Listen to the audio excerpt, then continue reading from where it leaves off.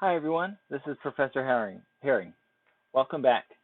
In this video, we're going to be finishing up periodic properties of the elements, looking specifically at ions, ion sizes, and something that's called isoelectronic series. Let's get back into this. So, when you take a look at the periodic table, it turns out that for a decent number of them, we can predict what their ion charge will be based upon their location. And there are some general trends. I'm going to point out the ones that are most important for you to understand. First is that they're organized essentially by column or by family, and that in the first group, we see that these are all +1 charges. And the reason for this, in fact, for the charge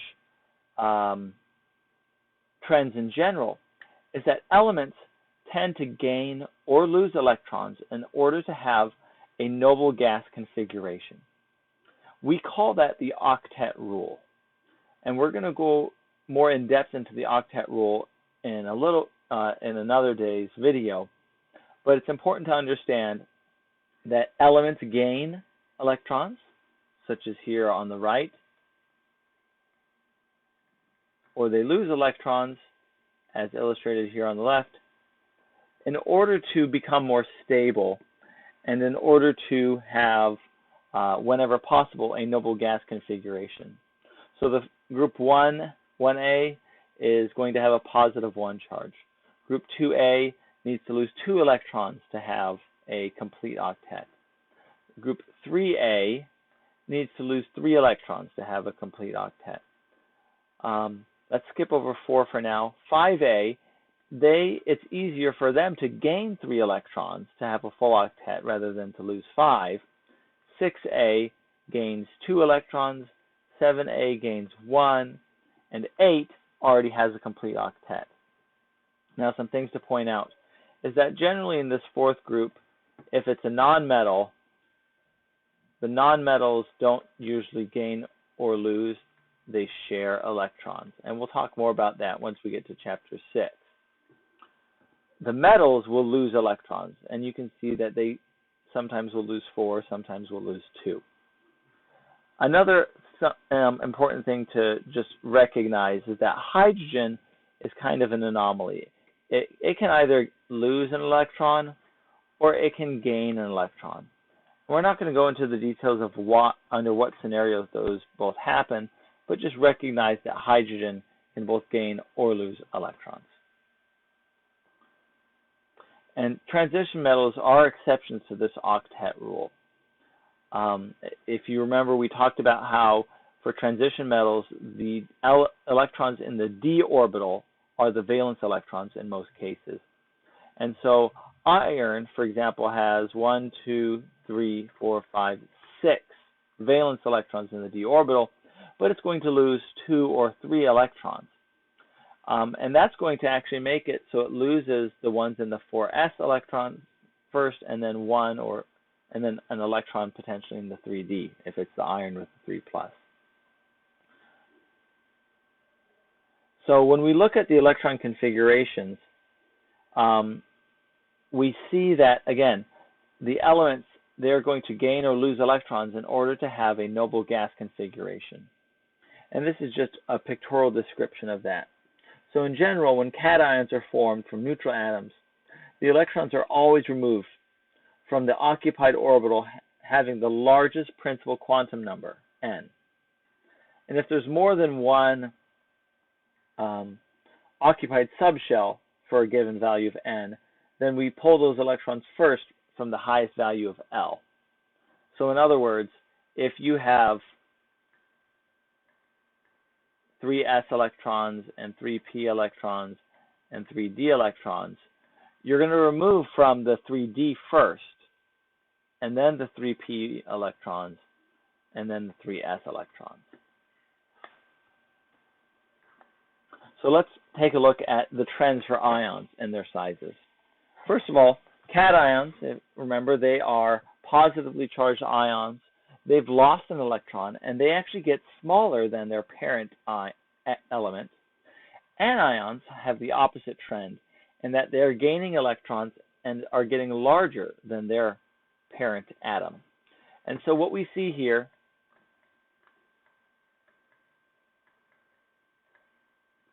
this is the neutral atom, and then this is the ion. When it comes to the anions, this is the ion, and this is neutral. And so what we see here in these depictions, the more gray color are the ions, and the colors of the rainbow, if you will, those are the neutral elements. And so what we see is that the cations are getting smaller than their parent atoms, and the anions are getting larger. But also, what we see that there's trends along the periodic table. In other words, the size of the ions is going to follow the same trend down a group as the neutral elements. So in other words, ions get larger as we go down a group, in the same way that the elements, the original elements, got larger. And the reason for that is the same reason. The n, or the principal quantum number, increases. If we look at just the anions or cations, we see that when we go from left to right, that they get smaller as well. And it's the same trend that we saw for the atomic radius. Atomic radius decreased when we went from right to left, and that's because the effective nuclear charge is increasing. And so when we go from left to right, we see that our values for our ions are getting smaller within the cations. And it's the same within the anions. They get smaller as we go from left to right. And again, the reason for that is for an increasing effective nuclear charge. If you were to look at the ion sizes for the transition metal ions, you would see that there's not a real trend. And so transition metals are kind of their own animal unto themselves. They are related much more similarly to each other than other elements. They behave similarly to each other, and they all have very similar chemical properties. And we can see that in the ion charges as well. So let's talk about what's called an isoelectronic series. Iso is a prefix that means the same. Electronic is referring to the number of electrons. And so an isoelectronic series is essentially a set of elements that have the same electron configuration. So let's say that we took these elements. They're all similar to each other. They're all within within a couple elements of each other on the periodic table. And what we've done is I've started with nitrogen, gone up to aluminum, and we've looked at the electron configurations. If we turn these elements into their common ion forms, which for nitrogen has gained 3 electrons, oxygen is 2, fluorine is 1, neon has no change, and we go down the line. If we actually do that process, and we either add or remove those electrons, what do we get? Well, when we add 3 electrons to the 2p orbital that already has 3, then it becomes filled. If we add 2 electrons to the 2p orbital that had 4, it becomes filled. If we remove 3 electrons from the 3s orbital, then it's gone, and we're left with a filled 2p6. The same thing happens if we remove 2 electrons from magnesium. And so what we see is that in the ion form, these elements all have the same electron configuration. This is what is meant by an isoelectronic series. And these have a special relationship because they have the same number of electrons, but differing numbers of protons. There's actually a trend in terms of their sizes. And let's take a look at the data here. So we can focus in on this set here. These are one set of isoelectronic elements. And what we see is that the element with the largest effective nuclear charge, aluminum, is the smallest. The element with the smallest effective nuclear charge is the largest. And so if we were to look at to go into that into a little bit more detail, if we look at the proton number, also known as Z, and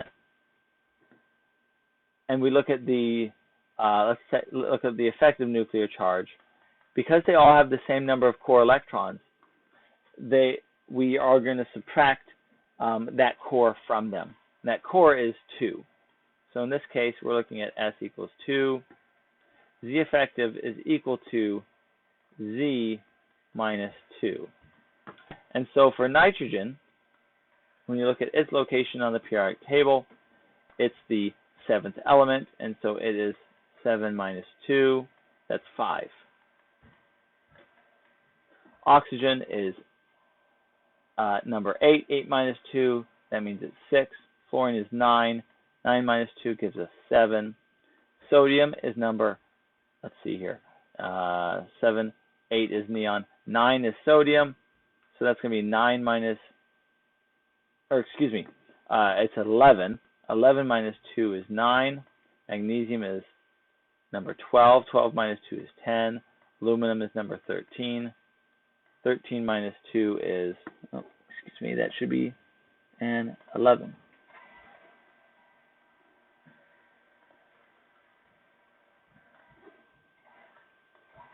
And so they have increasing effective nuclear charge,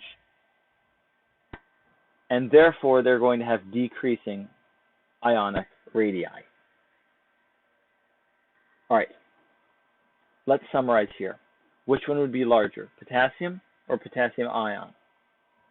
The answer is potassium. Cations, remember, they're always smaller than their parent atoms. That's because we've removed an outer electron. There's decreased repulsion of the electrons, and therefore an increased attraction to the nucleus. Fluorine versus fluoride. Fluoride is larger. Anions are always larger than their parent atoms. The reason for that is because there's an increased repulsion between the electrons. Which is larger, sodium ion or magnesium ion? Well, what you need to recognize is that they are isoelectronic to each other, and therefore, the one with the highest Z, the highest number of protons, will be the smallest. And so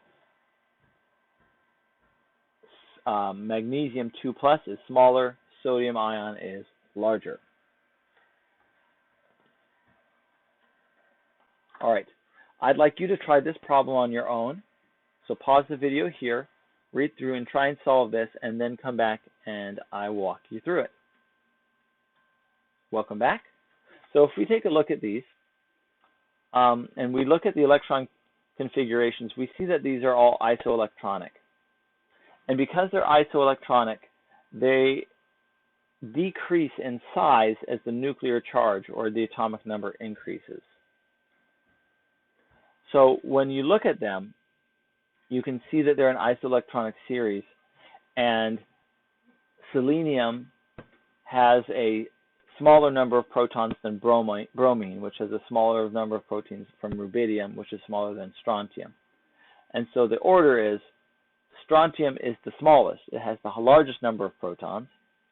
Rubidium is the second smallest, followed by bromide and selenium.